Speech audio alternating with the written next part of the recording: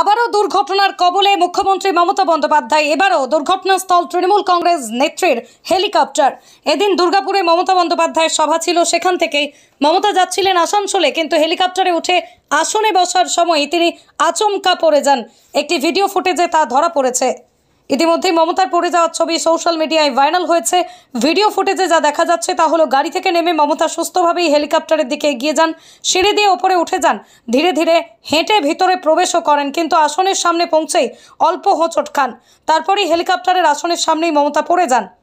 তবে এরপরেই মমতা বন্দ্যোপাধ্যায় পরের সভায় উপস্থিত হয়েছিলেন। পড়ে গেলেও সভা বাতিল করেননি। তবে সেই সভায় উপস্থিত হয়ে নিজের চোট নিয়ে কোনো কথাই বলেননি মমতা বন্দ্যোপাধ্যায়।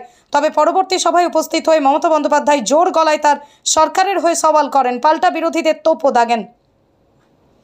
এর আগেই পঞ্চায়েত ভোটের সময় প্রচারে বেরিয়ে হেলিকপ্টারে দুর্ঘটনার কবলে পড়েছিলেন মমতা বন্দ্যোপাধ্যায়। সেই সময় তাঁর কোমরে চোট লেগেছিল, তাই নিয়েই প্রচার করেন। চলতি বছরও মমতা বন্দ্যোপাধ্যায় নিজেই কালীঘাটের বাড়িতে পড়ে গিয়ে কপালে চোট পেয়েছিলেন। গত 14ই মার্চ সেই সময় মমতা বন্দ্যোপাধ্যায়কে হাসপাতালে ভর্তি করা হয়েছিল। সেই সময় তাঁর একাধিক পরীক্ষাও হয়। মমতা যদিও হাসপাতালে থাকেননি, কিন্তু বাড়িতেই চিকিৎসা হয়েছিল। এই ঘটনা 44 দিন পরে আবারও আহত হন মমতা বন্দ্যোপাধ্যায়।